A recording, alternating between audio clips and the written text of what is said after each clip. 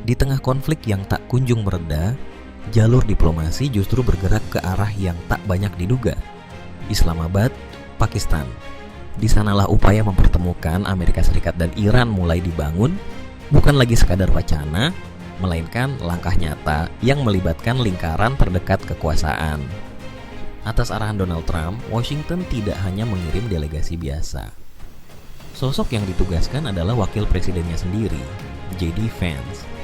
Dan ia bukan sekadar hadir, tetapi memimpin langsung jalannya pembicaraan. Namun di balik upaya itu, ada satu garis yang tetap tidak berubah. Bagi Trump, kesepakatan apapun hanya mungkin terwujud jika Iran tidak memiliki senjata nuklir. Artinya, sejak awal, ruang negosiasi sudah dibatasi oleh garis yang sangat tegas. Masalahnya, semua itu terjadi ketika pembicaraan bahkan belum mencapai titik akhir. Dan justru pada momen paling krusial itulah sebuah peristiwa besar meledak. Bukan di Iran, bukan di Teluk, melainkan di Lebanon. Serangan besar-besaran Israel muncul pada waktu yang sangat sensitif, seolah memotong momentum diplomasi yang baru saja mulai terbentuk.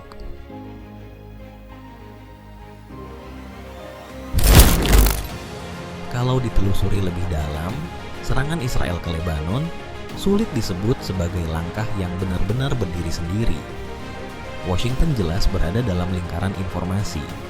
Bahkan Donald Trump secara terbuka memberikan pembenaran dengan menyatakan bahwa Lebanon tidak termasuk dalam cakupan gencatan senjata, sekaligus menegaskan bahwa konflik Israel-Hizbullah adalah urusan yang terpisah dari kesepakatan AS-Iran. Disinilah kontradiksinya mulai tampak, sebab sebelum pengumuman resmi dirilis ke publik oleh Shehbaz Sharif, draft kesepakatan itu lebih dulu melalui peninjauan pihak Amerika.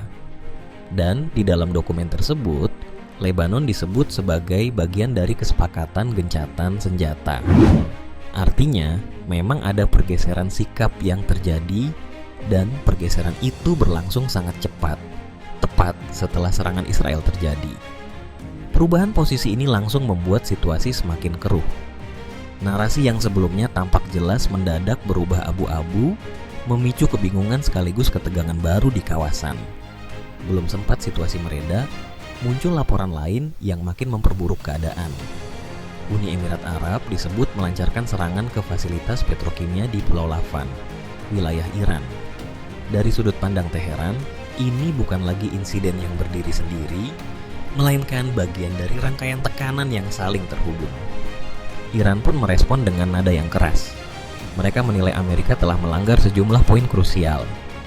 Cakupan gencatan senjata yang semestinya mencakup Lebanon, pelanggaran wilayah udara melalui aktivitas drone, serta penolakan terhadap hak Iran untuk tetap melakukan pengayaan uranium. Respons berikutnya datang cepat dan berdampak luas. Iran mengumumkan pembatasan ketat, bahkan penutupan kembali jalur di Selat Hormuz. Efeknya langsung terasa ke seluruh dunia, mengingat sekitar 20% pasokan minyak global melewati jalur ini. Lalu lintas kapal tanker terganggu, distribusi energi pun tersendat. Gedung Putih tidak tinggal diam. Semua tuntutan Iran ditolak tanpa ruang kompromi. Situasi pun berubah drastis. Dari yang sempat mengarah pada deeskalasi, kembali masuk ke fase penuh ketidakpastian. Dampaknya segera merambat ke sektor ekonomi global. Harga minyak yang sebelumnya sempat jatuh tajam hingga 19%, penurunan terdalam sejak 2020, langsung berbalik naik. Lebih dari 150 kapal dilaporkan tertahan, dan volume lalu lintas di jalur energi utama dunia merosot signifikan. Dalam situasi seperti ini, wacana negosiasi mulai kehilangan relevansinya. Yang lebih mengkhawatirkan, laporan terbaru menyebut Iran mulai memetakan target di wilayah Israel. Ini menjadi sinyal kuat bahwa kawasan tidak lagi bergerak menuju perdamaian, melainkan sedang bersiap menghadapi eskalasi yang jauh lebih besar.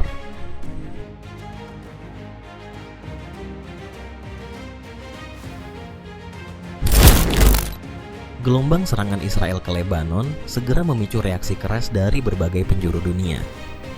Ini bukan lagi sekadar kecaman biasa, melainkan pernyataan yang menunjukkan bahwa banyak negara memandang aksi tersebut sebagai ancaman serius terhadap peluang damai yang baru saja mulai terbentuk. Presiden Prancis, Emmanuel Macron, menyampaikan kecamannya dengan nada yang sangat tegas. Ia menilai serangan itu berpotensi menghancurkan gencatan senjata yang masih amat rapuh, bahkan mendesak agar Lebanon secara jelas dimasukkan ke dalam cakupan kesepakatan damai. Nada serupa juga datang dari Irlandia. Menteri Luar Negeri Helen McEntee menekankan pentingnya penghentian kekerasan secepat mungkin, perlindungan terhadap warga sipil, serta dukungan penuh bagi kedaulatan Lebanon di tengah eskalasi yang terus memburuk. Dari Spanyol, kritik disampaikan dengan nada yang lebih tajam. Perdana Menteri Pedro Sanchez menyebut serangan tersebut sebagai pelanggaran hukum internasional. Ia bahkan mendorong Uni Eropa untuk mempertimbangkan penangguhan perjanjian asosiasi dengan Israel. Sebuah langkah yang, jika benar diambil, akan menjadi tekanan politik yang sangat besar. Sementara itu, Pakistan yang justru sedang memegang peran sebagai mediator dalam pembicaraan AS-Iran ikut melontarkan kecaman keras atas tindakan tersebut. Shehbaz Sharif menilai serangan ke Lebanon telah merusak momentum damai yang sedang dibangun dan mendesak semua pihak untuk tetap mematuhi kesepakatan yang sebelumnya telah dirintis. Di sisi lain, Iran merespons dengan ancaman yang jauh lebih serius. Teheran memperingatkan kemungkinan keluar dari jalur diplomasi dan kembali ke opsi militer jika serangan terhadap Lebanon tidak dihentikan. Mereka juga menekan Amerika Serikat untuk mengambil posisi yang tegas, menegakkan komitmen gencatan senjata, atau membiarkan konflik terus meluas. Namun di tengah tekanan global yang begitu kuat, Israel tampaknya tidak bergeser sedikit pun. Benjamin Netanyahu justru terus mengirim sinyal bahwa operasi militer akan dilanjutkan kapan saja diperlukan, dengan keyakinan bahwa tujuan strategis hanya bisa dicapai melalui kekuatan militer.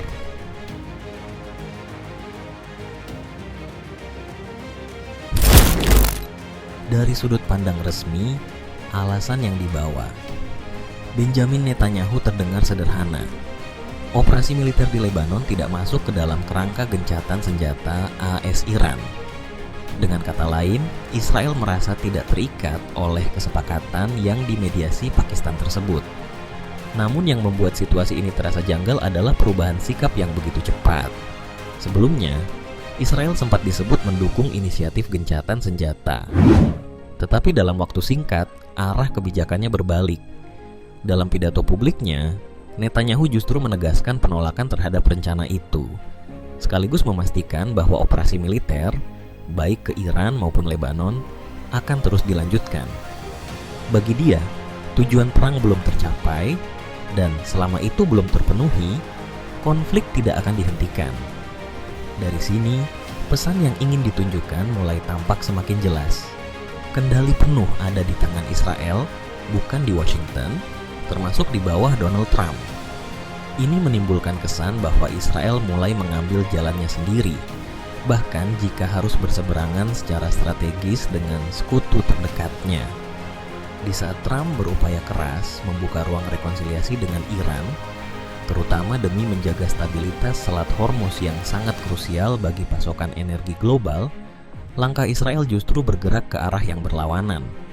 Alih-alih menurunkan ketegangan, serangan ke Lebanon malah memperbesar risiko eskalasi. Dalam perhitungan Netanyahu, target militer dan tekanan terhadap Iran tampaknya dianggap jauh lebih penting daripada stabilitas ekonomi global maupun tekanan domestik yang sedang dihadapi Amerika Serikat. Sejumlah analis melihat langkah ini bukan sekadar operasi taktis terhadap Hizbullah, melainkan bagian dari manuver yang lebih besar, mendorong runtuhnya peluang gencatan senjata antara AS dan Iran. Dengan kata lain, serangan ini bisa dibaca sebagai upaya untuk menggagalkan jalur damai yang sedang dibangun.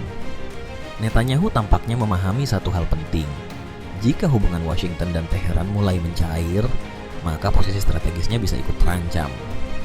Karena itu, serangan ke Lebanon seolah memaksa Iran masuk ke dalam dilema. Diam dan kehilangan kredibilitas di mata sekutunya, atau membalas dan secara otomatis menghancurkan peluang kesepakatan dengan Amerika Serikat. Kini tekanan bergeser ke Teheran. Jika Iran merespons secara militer, jalur diplomasi yang baru dirintis hampir pasti runtuh.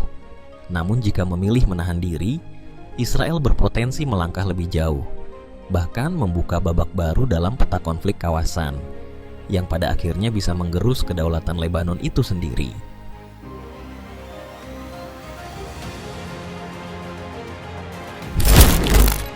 Di balik intensitas serangan yang terus meningkat, sejumlah pengamat melihat ada lapisan lain yang tak kalah penting, motif personal. Apa yang terjadi dinilai bukan lagi sekadar operasi militer biasa, melainkan semacam panggung kekerasan yang, menurut mereka, dimanfaatkan Benjamin Netanyahu untuk menjaga posisi politiknya tetap bertahan. Narasi tentang presisi serangan terhadap Hizbullah pun dianggap hanya sebagai pembungkus, karena dalam praktiknya, bombardir besar-besaran ini terasa lebih sebagai konsumsi politik domestik ketimbang kebutuhan strategis di medan tempur. Langkah agresif ini jelas bukan tanpa risiko, namun justru disitulah letak pertanyaannya, mengapa terus dilanjutkan? Sejumlah analisis menunjukkan bahwa Israel sedang menghadapi situasi yang tidak mudah. Secara militer mungkin ada dampak di lapangan, tetapi secara politik, posisinya justru semakin terpojok. Di mata banyak pihak internasional, pola yang terlihat mulai berulang. Setiap kali peluang damai muncul, selalu ada aksi yang memicu eskalasi baru. Dalam konteks ini, Netanyahu tampak seperti sedang mengambil taruhan besar, seolah mempertaruhkan stabilitas negaranya sendiri. Risikonya pun jelas tidak kecil. Jika Iran benar-benar menindaklanjuti ancamannya, Israel berpotensi terseret ke dalam konflik multifront yang akan menguras sumber daya secara besar-besaran. Situasi seperti ini bisa menjadi titik balik yang berbahaya, bukan hanya secara militer, tetapi juga secara internal. Dan disinilah lapisan yang lebih sensitif mulai terlihat. Netanyahu saat ini juga sedang menghadapi tekanan hukum di dalam negeri, termasuk kasus korupsi yang sudah lama membayangi. Bagi sebagian pengamat, eskalasi militer yang terus didorong bukanlah cerminan kekuatan, melainkan upaya untuk bertahan. Sebuah manuver dari pemimpin yang tengah berada di bawah tekanan serius. Dari sudut pandang Iran, strategi konflik berkepanjangan yang berlangsung di Lebanon dan Gaza dipandang sebagai taktik untuk mengulur waktu, menunda proses hukum, dan menghindari konsekuensi politik yang kian mendekat. Dengan tekanan internasional yang terus membesar dan proses hukum yang belum juga selesai, muncul persepsi bahwa masa depan politik Netanyahu kini berada di persimpangan yang semakin sempit.